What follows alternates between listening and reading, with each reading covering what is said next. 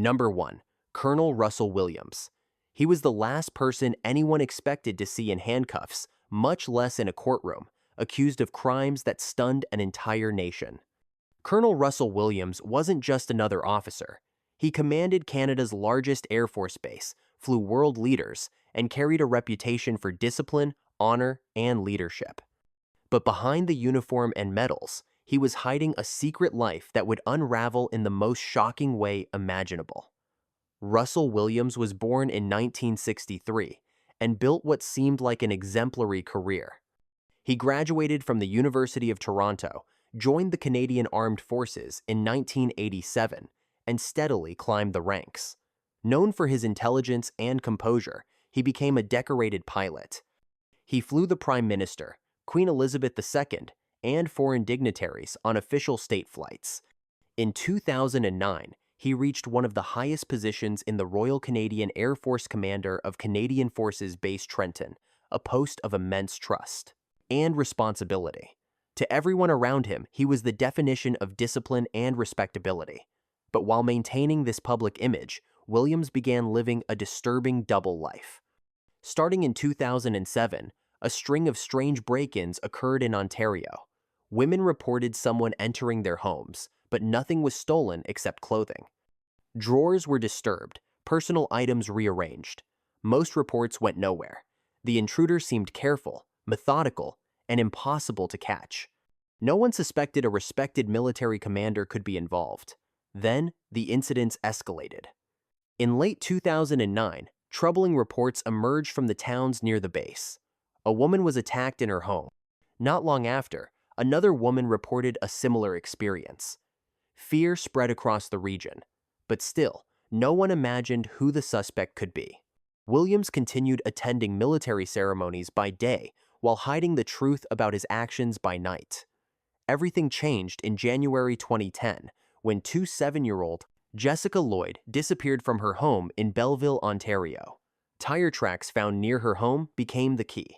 Police set up road checkpoints, recording tire treads of passing vehicles. On January 29th, Russell Williams drove through one of those checkpoints. An officer noticed the unique tire pattern on his Nissan Pathfinder. It matched the tracks found outside Jessica's house. Investigators requested he come in for an interview. Williams arrived calmly, well-dressed, composed, and polite. But during hours of questioning, his confident demeanor began to crack. Detectives presented photos of the tire tracks, boot prints, and other evidence linking him to multiple incidents. Realizing the evidence was overwhelming, Williams made a choice few expected. He confessed. Over hours, he admitted to numerous home invasions, attacks, and the deaths of 2 women, Corporal Marie-France Comeau, a military member under his command, and Jessica Lloyd. Police searched his home and found overwhelming evidence. Over 500 photos and videos documenting his crimes, along with stolen clothing and personal belongings, were hidden inside his residence. The discoveries destroyed his carefully maintained image overnight. News spread across Canada, leaving the country stunned that a man trusted with national security and state secrets had been living a double life. In October 2010, Williams appeared in court to plead guilty. The courtroom was silent as prosecutors laid out the full scope of his actions over 80 break-ins, multiple violent incidents, and the deaths of 2 women. He showed little emotion as the details were read aloud. The judge sentenced him to life in prison with no chance of release for 25 years. His military rank was stripped. His uniform was destroyed. Even his medals were burned, an extremely rare act symbolizing the complete rejection of his legacy of honor. Today, Russell Williams is serving his sentence at a maximum security prison in Quebec. He is eligible for parole in 2035, but many believe he will never walk free. His home was demolished, and his name remains one of the most shocking betrayals in Canadian military history. From flying heads of state to being confined to a prison cell, his story is a chilling reminder that evil can hide behind even the most polished uniforms. Number 2, Robert Bales. He was supposed to be the kind of soldier others looked up to, decorated, experienced, a family man who had survived multiple tours in war zones. But on one night in Afghanistan, Staff Sergeant Robert Bales crossed a line that would shock the world, devastate communities, and forever stain his legacy. Robert Bales was born in Ohio in 1973 and grew up in a middle-class family. He enlisted in the U.S. Army in 2001, shortly after the September 11th attacks. Over the next decade, he served 3 combat tours in Iraq and was praised for his dedication, steady leadership, and courage under pressure. Fellow soldiers described him as reliable and calm, someone they trusted in chaotic moments. He earned commendations and promotions, settled with his wife and 2 children in Washington state, and seemed to represent the model American soldier. But years of combat had taken a toll. Bales had been injured multiple times, suffered financial stress at home, and was reportedly struggling with trauma, sleeplessness, and anger. In late 2011, he was sent to Afghanistan for his 4th deployment this time, to a remote area in Kandahar province. Tension was high in the region, and soldiers at his outpost were exhausted and under constant threat. On the night of March 11, 2012, something unimaginable happened. Just after 3 a.m., Bales left his base alone, under the cover of darkness, carrying his rifle. He walked to a nearby village called Alcazai. There, he entered homes and took the lives of several residents.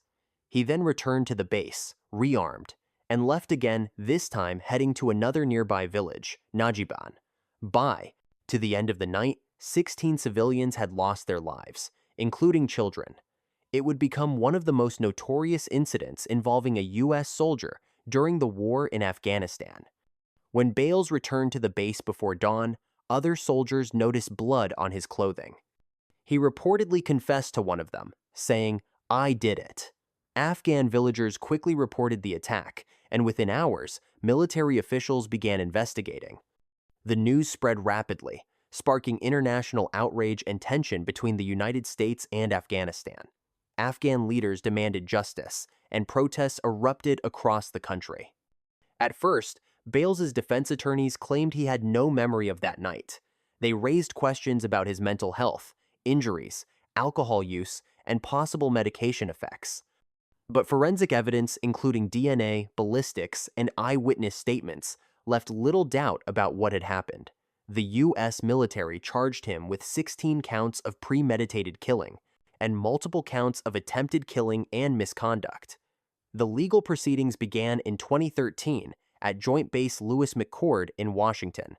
Faced with overwhelming evidence and to avoid the death penalty, Bales pleaded guilty. During the sentencing phase, Afghan survivors and witnesses traveled to the U.S. to testify about the night their families were taken from them. Some described waking to flames, confusion, and terror.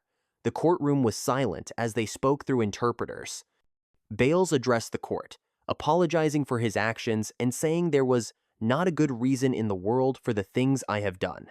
But many felt his words could never account for the impact of that night.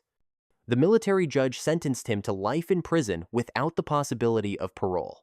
Today, Robert Bales is serving his sentence at the U.S.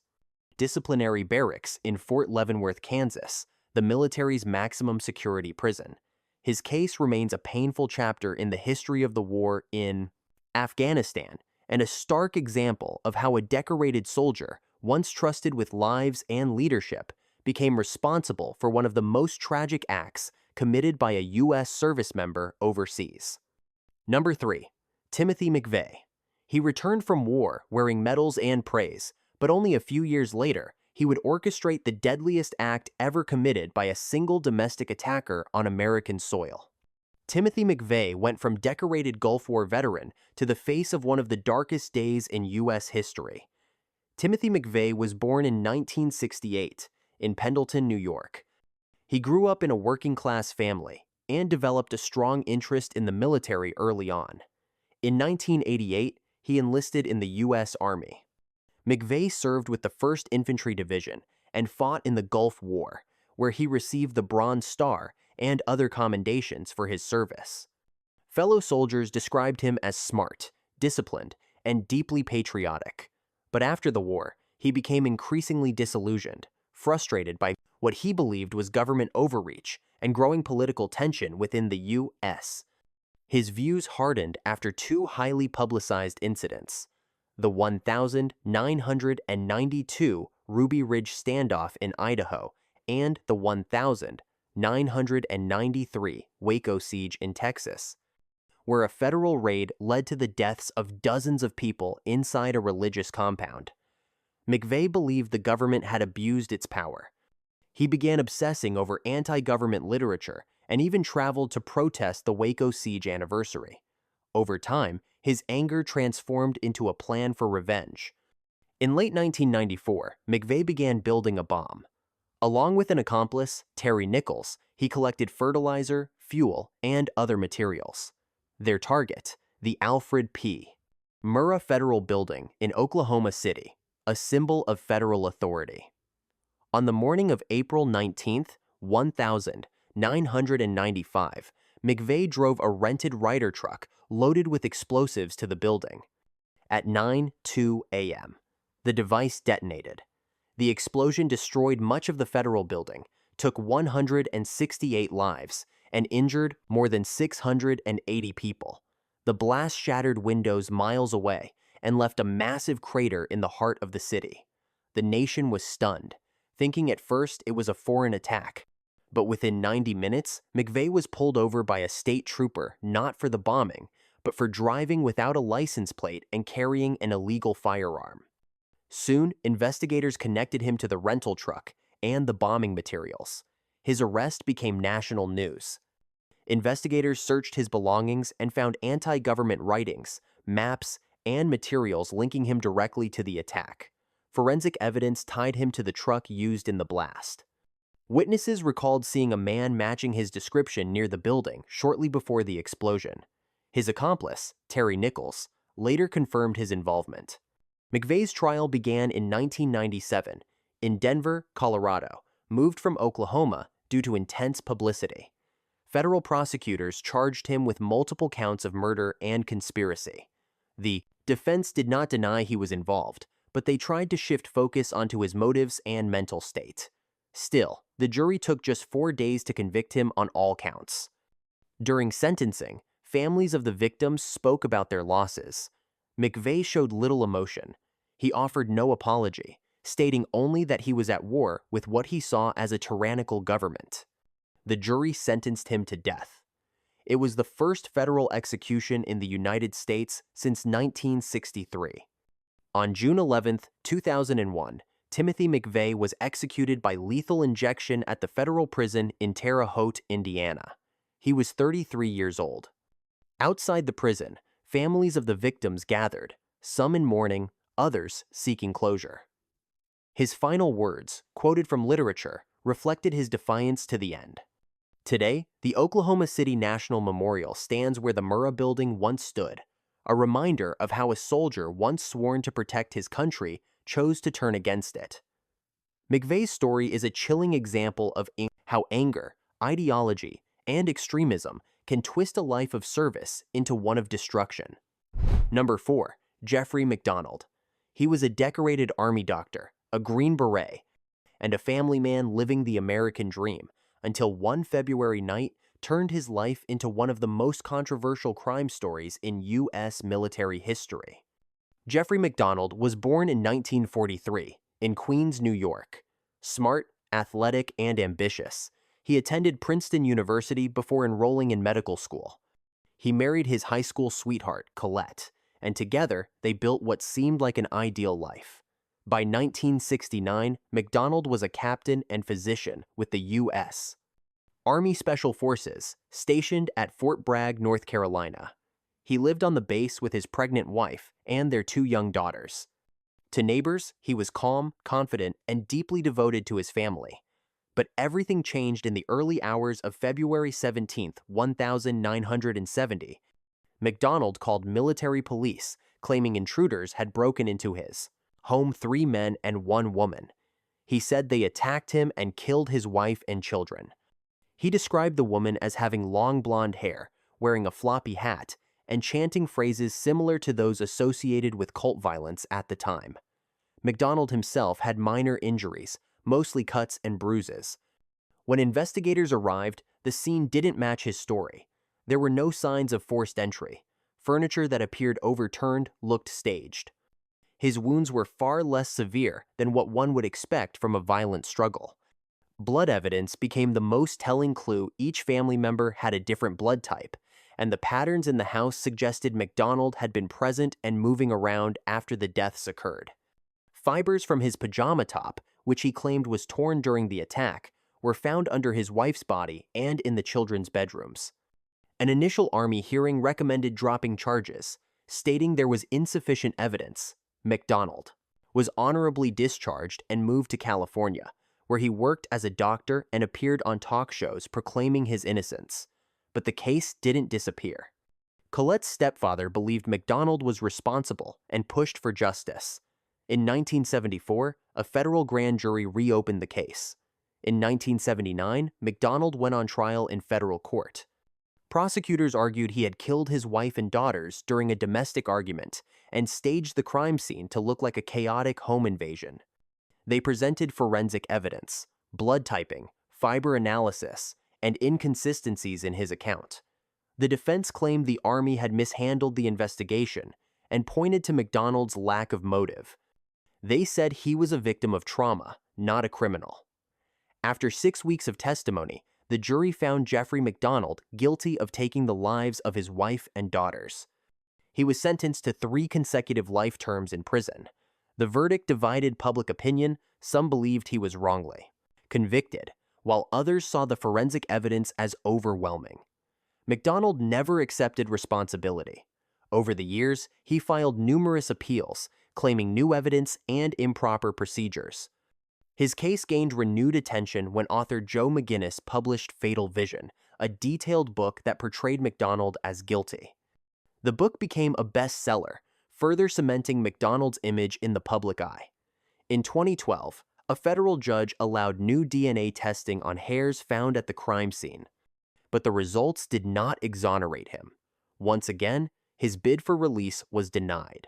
Today, Jeffrey MacDonald is in his 80s and remains in federal prison in Maryland, still maintaining his innocence.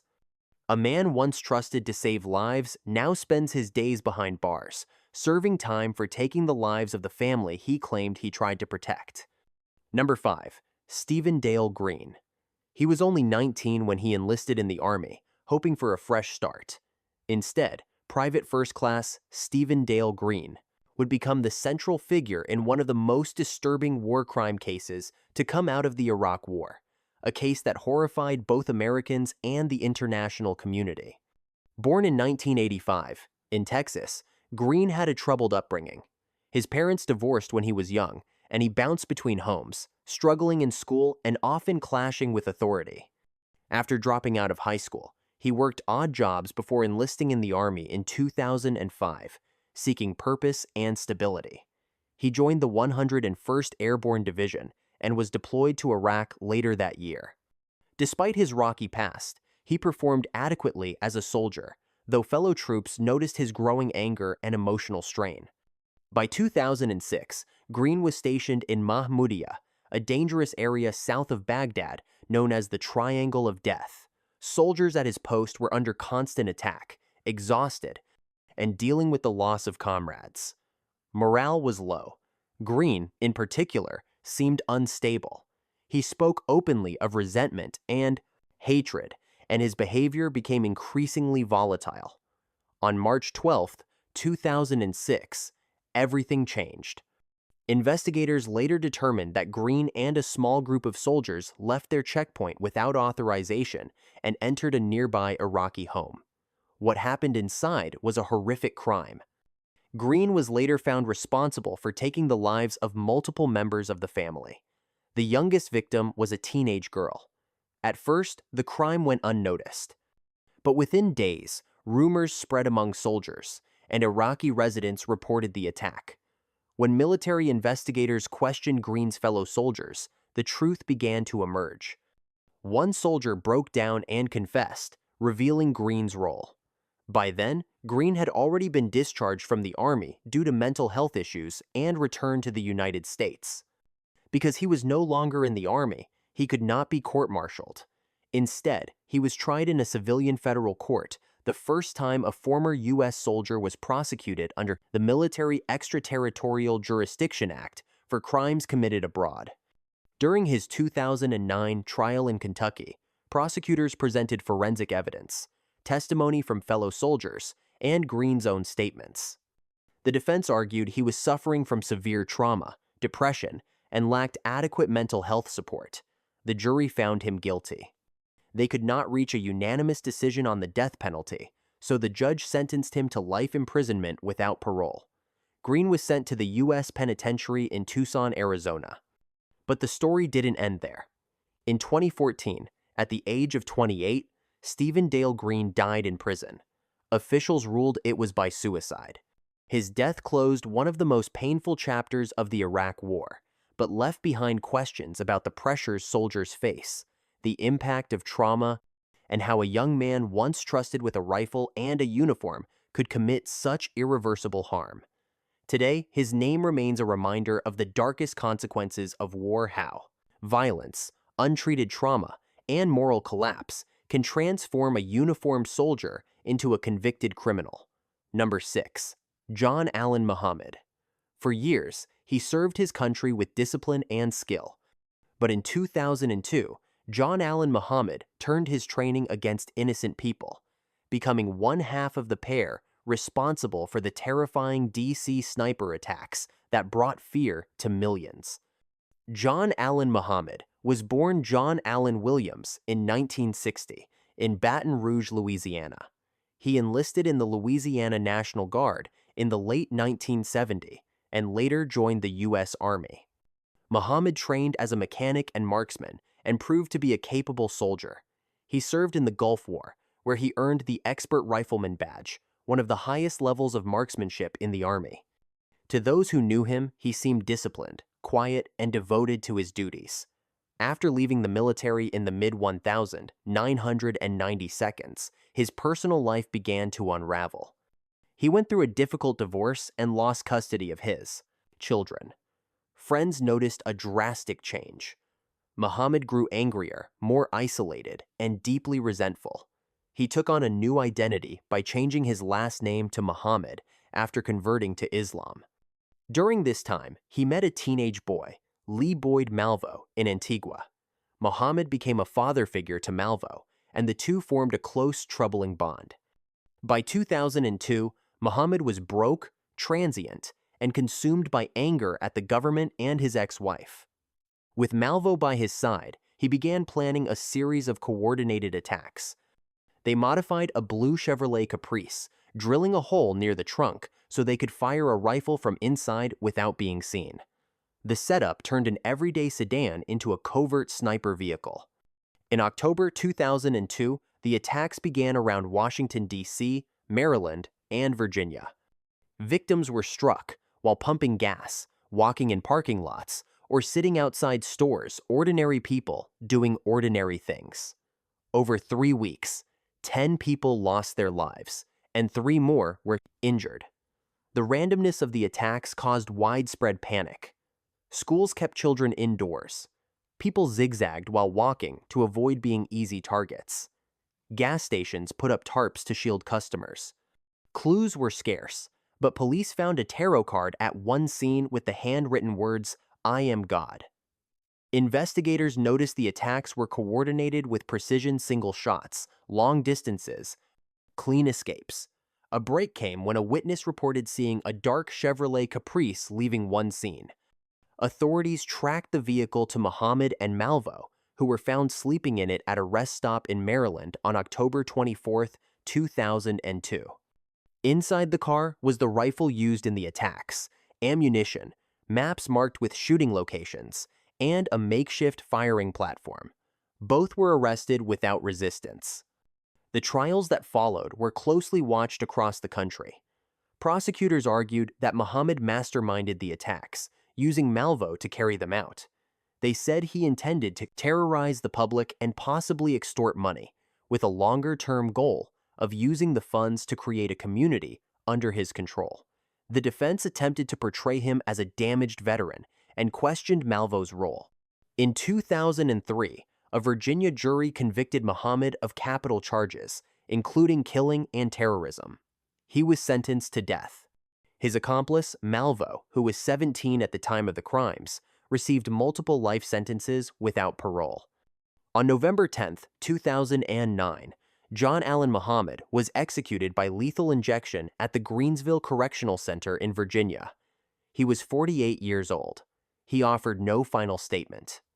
Once praised for his discipline and skills, Muhammad instead used them to create fear and devastation. The man who had trained to protect lives became someone whose actions forced a nation to look over its shoulder. Number 7. Major Nidal Hasan. He was a U.S. Army psychiatrist, someone trained to heal the psychological wounds of war. Instead, Major Nidal Hasan became the man behind the deadliest attack ever carried out on a U.S. military base. Nidal Hasan was born in 1970 in Virginia to Palestinian parents who ran a small convenience store. He was quiet, academically gifted, and deeply religious from a young age. After high school, he earned a degree in biochemistry and later received a medical education through the U.S. Army's Health Professions Scholarship Program. In return, he owed years of service to the military. Hasan completed his psychiatric training at Walter Reed Army Medical Center. He specialized in treating soldiers struggling with post-traumatic stress and the emotional aftermath of war. Colleagues described him as intelligent, but increasingly withdrawn, often expressing discomfort with the idea of U.S. troops fighting in Muslim countries. Over the years, his beliefs became more extreme. He openly argued that Muslims fighting against other Muslims risked eternal punishment. Some co-workers reported his alarming comments, but no serious action was taken. By 2009, Hasan had achieved the rank of major. That same year, he received orders to deploy to Afghanistan, a mission he did not want to take. He tried several times to avoid deployment, but none were successful. Around this time, investigators later discovered he had been exchanging emails with Anwar al-Awlaki, a known extremist cleric. Those emails were monitored, but authorities believed they were related to research for his work as a psychiatrist. On November 5, 2009, everything changed.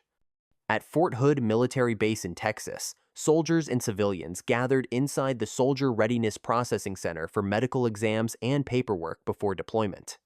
At approximately 1:34 p.m., Hasan stood up, shouted briefly, and opened fire. He used a handgun he had legally purchased, moving methodically through the crowded building. In just a matter of minutes, 13 people lost their lives, and more than 30 were injured. Some survivors tried to subdue him, but the attack ended only after civilian police officer, Sergeant Kimberly Munley, arrived and exchanged gunfire with Hasan. He was shot, paralyzed from the waist down, and taken into custody. The base was placed on lockdown, and news of the attack spread across the world. The investigation that followed uncovered his online communications, his growing isolation, and his written statements defending violent actions as religious duty. Prosecutors charged him with 13 counts of premeditated killing and 32 counts of attempted killing. Hasan chose to represent himself at trial. He admitted to the attack and said he acted to protect those he believed were being harmed by U.S. military actions abroad. The trial began in August 2013. Hasan did not deny his role. He gave no apology and questioned no witnesses. Survivors testified about the chaos, confusion, and bravery witnessed that day. One soldier described helping others escape despite being injured himself. Prosecutors argued that Hasan had planned the attack carefully and was motivated by extremist beliefs. It took the jury just 2 hours to find him guilty on all charges. He was sentenced to death by lethal injection, becoming one of the few military personnel on death row. He is currently held at the U.S. Disciplinary Barracks in Fort Leavenworth, Kansas, awaiting execution. Because the military death penalty requires approval from the president, no execution date has been set. Today, Hasan remains in military custody, paralyzed, and confined to a high-security medical wing. Families of the victims still gather yearly to remember those lost. His attack on Fort Hood is a reminder that betrayal can come from within, that someone trained to heal trauma can instead cause it. Number 8. Ray Routh. He survived war zones but couldn't outrun the battles in his own mind. Ray Routh was a former U.S. Marine whose life spiraled in a way that led to the shocking deaths of two men, one of them being Chris Kyle, the famed Navy SEAL known as the American Sniper. Ray Routh was born in 1987 in Lancaster, Texas. He came from a working-class family and enlisted in the Marine Corps in 2006. He served as a weapons technician and was deployed to Iraq in 2007, where he guarded detainees at a military prison. Later, he was sent on a humanitarian mission to Haiti after the 2010 earthquake. Friends and family said he returned home different, quieter, distant, and struggling to adapt to normal life. Routh left active duty in 2010, but carried deep emotional scars. He experienced anxiety, paranoia, and severe mood swings. His family sought mental health treatment for him multiple times, and he was in and out of Veterans Affairs hospitals. Diagnoses included depression, substance abuse, and symptoms related to trauma. Despite this, he was never fully stabilized. Chris Kyle, a former Navy SEAL sniper with 4 tours in Iraq, had become known for helping veterans cope with combat-related stress. On February 2, 2013, Kyle and his friend Chad Littlefield decided to take Routh to Rough Creek Lodge shooting range in Texas, a place Kyle often used to connect with struggling veterans. They hoped the quiet environment and shared military bond would help Routh. Instead, it became the setting of tragedy. Shortly after the 3 men arrived, authorities say Routh turned on Kyle and Littlefield, using firearms they had brought to the range. He then drove away in Kyle's truck. Hours later, police arrested him at his sister's house after he reportedly confessed to her, saying he had ended their lives because he believed they were planning to harm him. Investigators soon pieced together the timeline. Routh did not deny what happened. The key question became, why? And was he legally responsible given his mental state? His trial began in February 2015 in Stephenville, Texas. Prosecutors argued that Routh knew his actions were wrong. He fled, tried to hide, and even ordered food after the incident. The defense claimed he was in the grip of a severe mental break. Chad Littlefield's text message to Kyle shortly before the incident became a haunting detail. "This dude is straight up nuts." Kyle replied, "Watch my 6." Minutes later, both were gone. Family members of the victims attended every day of the trial, listening to experts debate Routh's state of mind. The jury deliberated for just over 2 hours. They rejected the insanity defense and found Routh guilty of capital charges. He was sentenced to life in prison without the possibility of parole. Today, Ray Routh is held at the Texas Department of Criminal Justice. He remains in a high-security unit, reportedly receiving mental health treatment. Chris Kyle's legacy, immortalized in his best-selling memoir and the film American Sniper, stands in painful contrast to the man who ended his life. Routh's story is a tragic collision of war trauma, untreated mental struggle, and irreversible consequences, where a mission meant to heal turned into heartbreak. Number 9. Robert Hansen. He ran a quiet bakery in Anchorage, Alaska. Locals knew him as a shy, soft-spoken man, a husband, a father, and a former soldier. But behind the ordinary life of Robert Hansen was a secret far darker than anyone could have imagined. Robert Christian Hansen was born in Iowa in 1939. He grew up the son of a strict bakery owner and spent much of his childhood feeling isolated and rejected. In school, he struggled socially and was often bullied for a stutter and severe acne. His resentment grew, especially towards people who overlooked or humiliated him. In 1957, Hansen enlisted in the U.S. Army Reserve. He served briefly, but military life did little to change his deep-rooted anger and loneliness. After leaving the service, his criminal behavior emerged early. In 1960, he was arrested for burning down a school bus garage as an act of revenge. He served time in prison, where psychologists noted antisocial traits.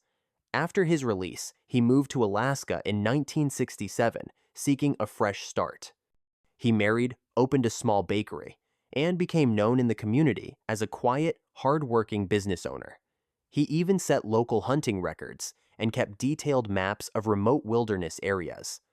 But beneath this calm exterior, Hansen lived a double life. From 1971 to 1983, dozens of women disappeared from the Anchorage area. Many were last seen in downtown districts or near local clubs. At the time, authorities had no clear suspect. Alaska's vast wilderness made it nearly impossible to track missing persons, and many cases went cold. Everything began to unravel in June 1983, when a woman managed to escape from Hansen. She told police that he had abducted her and attempted to harm her before she got away. At first, some officers doubted her story, but a detective named Glenn Floth believed her and began investigating Hansen more closely. He noticed unusual financial records, expensive hunting gear, aircraft rentals items, far beyond the means of a small baker. Police obtained a search warrant. What they found shocked them. Hidden in Hansen's home were firearms, jewelry belonging to missing women, and an aviation map with small X marks scattered across the Alaskan wilderness. Investigators later found human remains buried in several of these marked areas. Some sites matched the locations of long-missing individuals. The evidence was undeniable. Faced with overwhelming proof, Hansen eventually confessed to taking the lives of at least 17 women, though authorities believe the number may have been higher. He described how he would fly victims to remote areas before abandoning them in the wilderness. His calm and detailed confession left investigators stunned. In 1984, Hansen was convicted and sentenced to 461 years in prison, without the possibility of parole. He was sent to Spring Creek Correctional Center, a maximum security prison in Seward, Alaska. His hunting records were erased, his trophies removed, and his once respected name became synonymous with terror. Robert Hansen died in prison in 2014 at the age of 75. To this day, parts of the Alaskan wilderness remain tied to his crimes, silent witnesses to a man who hid monstrous actions behind an ordinary life. From the Army Reserve to a small-town bakery, Hansen's story shows how danger can hide behind kindness, and how a quiet face can conceal the darkest intentions. Number 10. Drew Peterson. He wore a badge, enforced the law, and swore to protect the public. But Drew Peterson, former military police officer turned suburban police sergeant, would become known not for his service, but for the disappearances, suspicions, and courtroom battles that followed him. Drew Walter Peterson was born in Illinois in 1954. After graduating high school, he enlisted in the U.S. Army in 1972 and served as a military police officer until 1976. When he returned home, he joined the Bolingbrook Police Department in Illinois. He built a reputation as a confident, sometimes arrogant officer. Off-duty, he was charming and charismatic. Yet, those close to him described a different side: controlling, manipulative, and short-tempered. Peterson married 4 times. His third wife, Kathleen Savio, married him in 1992. They had a turbulent relationship marked by frequent arguments and eventual separation. In 2003, they officially divorced. Just months later, in March 2004, Kathleen was found deceased in her bathtub. The scene appeared accidental, no signs of forced entry, no immediate evidence of foul play. Her death was ruled an accidental drowning. Peterson collected life insurance and moved on with his life. Later that year, he married his 4th wife, 9-year-old Stacy Cales, more than 30 years younger than him. For a time, they appeared happy, raising their children together.